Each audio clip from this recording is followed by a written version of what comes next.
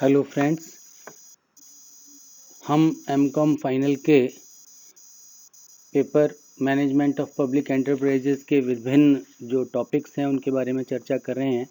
इससे पहले के वीडियोस में हमने मूल्य नीति, लोक उपक्रमों की मूल्य नीति, उसकी कार्यकुशलता और निष्पादन मूल्यांकन आदि के बारे में विस्तार से चर्चा की थी। आज हम लोक उपक्रमों में कार्मिक प्रबंध, personal management in public enterprises के बारे में, उसके कुछ टॉपिक्स के बारे में विस्तार से चर्चा करेंगे। कार्मिक प्रबंध जो है, पर्सनल मैनेजमेंट है, वो कर्मचारियों से जुड़ा हुआ है। कोई भी संस्थान हो, चाहे औद्योगिक हो, वाणिज्यिक हो या किसी भी प्रकार का हो, उसकी सफलता कर्मचारियों के बिना संभव नहीं है। कर्मचारियों का योगदान जो होता है वो इम्पॉर्टेंट होता है। मैनेजमेंट के लिए कई सारी जो चीज़ें हैं, मैनेजमेंट और जो मशीन और इन सारे जितने भी संसाधन हैं किसी भी संस्थान में काम करने के, उनमें बाकी के जो संसाधन हैं वो तो मैनेज किए जा सकते हैं, पैसे से खरीदे जा सकते हैं, व्यवस्था की जा सकती है। लेकिन ये जो कर्मचारियों का जो पोर्शन होता है, मैन जो है, वो सबसे इम्पॉर्टेंट है, क्योंकि सारी की सारी व्यवस्थाओं का जो व्यवस्था एक मैन कर सकता है, कर्मचारी कर सकता है, पर्सनल कर सकता है, लेकिन उसी कर्मचारी का जो प्रबंधन है, उसका जो योगदान है, वो सबसे इम्पॉर्टेंट होता है। कर्मचारियों का सहयोग जब तक नहीं मिलेगा, कर्मचारी प्रबंध व्यवस्था नहीं होगी, उसको सुचारू रूप से नहीं किया जा सकता। और किसी भी प्रकार से जो योगदान कर्मचारियों का होता है वो विशेष माना जाता है, वो सारे के सारे सफलता उसी पर निर्भर करती है। कार्मिक प्रबंध का जो क्षेत्र है वो बहुत बड़ा है। पर्सनल मैनेजमेंट अपने आप में एक पूरा का पूरा प्रबंध है, प्रबंध ज्ञान है, और इसमें आप देखेंगे तो कर्मचारियों की भर्ती, प्रशिक्षण, पदोन्नति, विकास, श्रम कल्याण, उनसे जुड़े हुए जितने भी पहलू हैं वो सारे के सारे पर्सनल मैनेजमेंट का, कार्मिक प्रबंध का विषय माने जाते हैं। ये जो पर्सनल मैनेजमेंट है, सबसे बड़ी चुनौती जो मैनेजमेंट के लिए है वही है, क्योंकि जो कार्मिक प्रबंध है उसमें कर्मचारियों की भावनाएं हैं, उनका मान सम्मान है, उनकी पारिवारिक स्थिति है, उनकी सामाजिक आवश्यकताएं हैं, उनके से संबंधित जितने भी पहलू हैं वो शामिल हैं।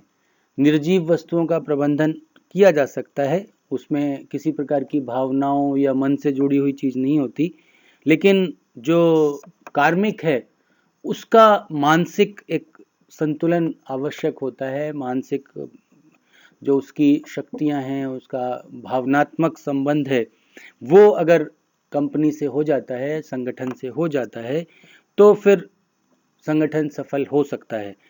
तो हम कार्मिक प्रबंध की अर्थ से बात करें तो भारतीय जो कार्मिक प्रबंध संस्थान कलकत्ता है वो लिखता है कि कार्मिक प्रबंध क्रिया का वह भाग है जो संगठन के मानवीय संबंधों से मुख्यतः संबंधित है। इसका उद्देश्य उन मानवीय संबंधों का प्रतिपालन करना है जिससे कि उपक्रम में कार्यरत व्यक्ति इस योग्य हो सके कि वह उपक्रम के प्रभावपूर्ण कार्य संचालन में अपना अधिकतम योगदान दे सके। भारतीय कार्मिक प्रबंधन संस्थान बहुत सीधी सी परिभाषा दे रहा है कि कार्मिक प्रबंध वह है जो मानवीय संबंधों से मुख्यतः संबंधित है, और उन मानवीय संबंधों का प्रतिपालन करना है जिससे कि उपक्रम में कार्यरत व्यक्ति इस योग्य हो जाए कि वह उपक्रम के प्रभावपूर्ण कार्य संचालन में अपना ज़्यादा से ज़्यादा योगदान दे सके। इसी तरह की परिभाषा अमेरिकन कार्मिक प्रशासन समिति ने दी है। वे लिखते हैं, कार्मिक प्रशासन सक्षम अधिकारी वर्ग की अधिप्राप्ति, विकास तथा अनुरक्षण से संबंधित कला है जो कि संगठन के कार्यों और उद्देश्यों की पूर्ति को अधिकतम कुशलता और मितव्ययता के साथ संभव बनाती है।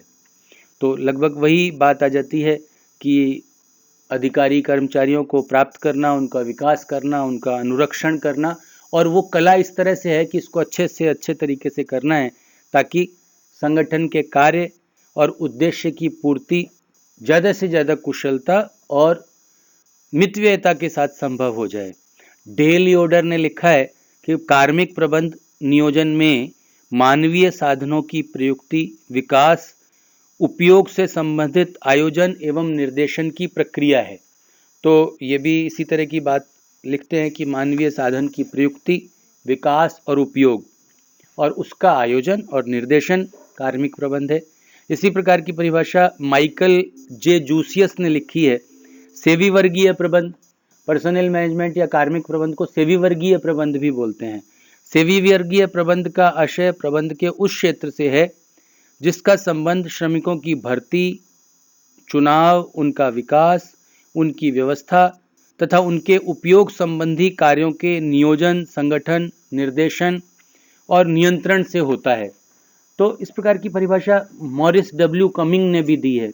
कार्मिक प्रबंध का संबंध एक संगठन के लिए सर्वश्रेष्ठ कर्मचारियों को प्राप्त करना, उन्हें प्राप्त करने के बाद उनकी इस प्रकार से देखभाल करना कि वे संगठन में ही बने रहें और अपने कार्यों को लगन से संपादित करें।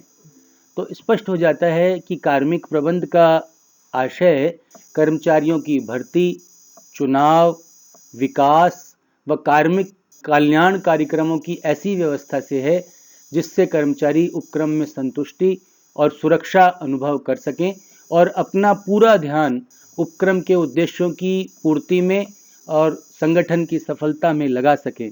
तो इस प्रकार से ये कार्मिक प्रबंध को हम कर्मचारियों से संबंधित शाखा मानते हैं और कर्मचारियों से संबंधित जो भी शाखा है जिसमें उनकी प्राप्ति, उनका विकास, उनके कल्याण कार्यक्रम, उनकी संतुष्टि, उनकी सुरक्षा, ये सारी की सारी चीज़ें उसमें आ जाती हैं ताकि उपक्रम जो अपना उद्देश्य है उसकी पूर्ति कर सके और सफलता प्राप्त कर सके।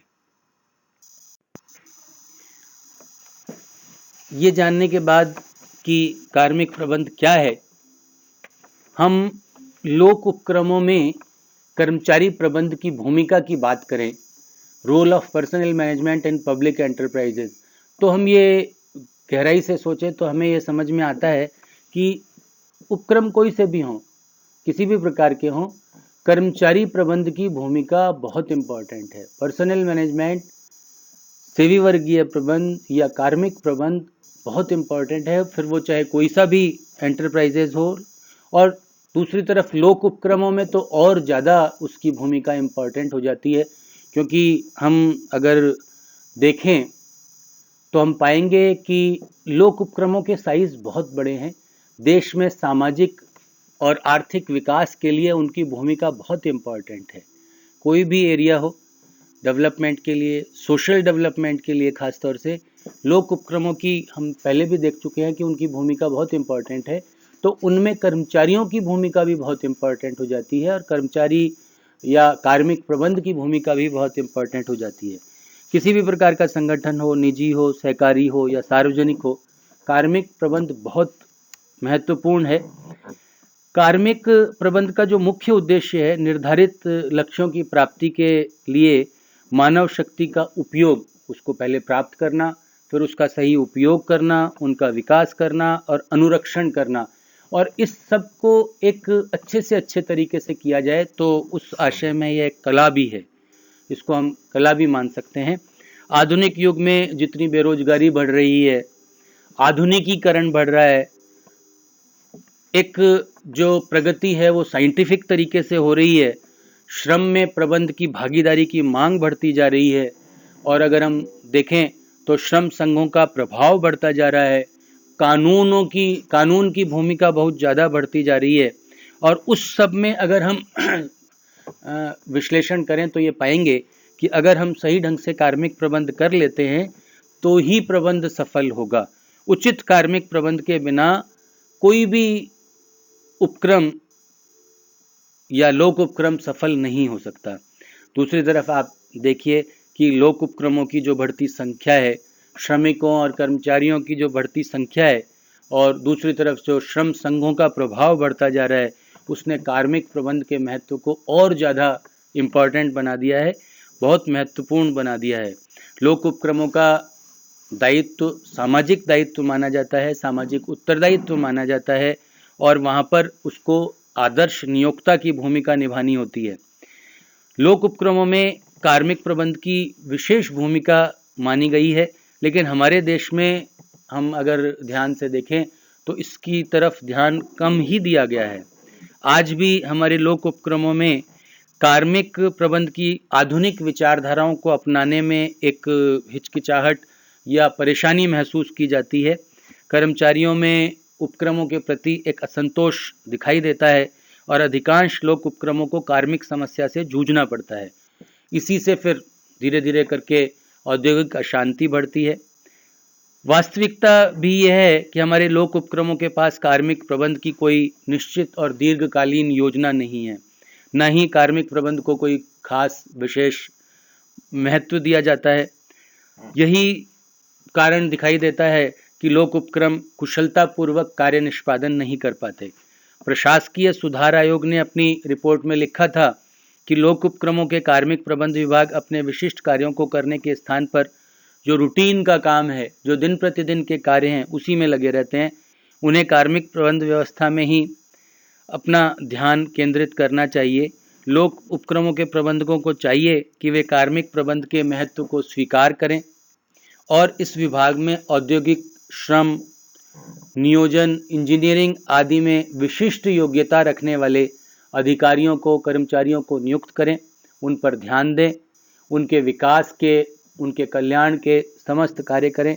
कर्मचारी प्रबंध विभाग का कार्य प्रबंधकों और कर्मचारियों में पारस्परिक सामंजस्य स्थापित करके एक अच्छा माहौल तैयार करें, जिससे उपक्रम अपने उद्देश्यों की पूर्ति में सफल हो सके।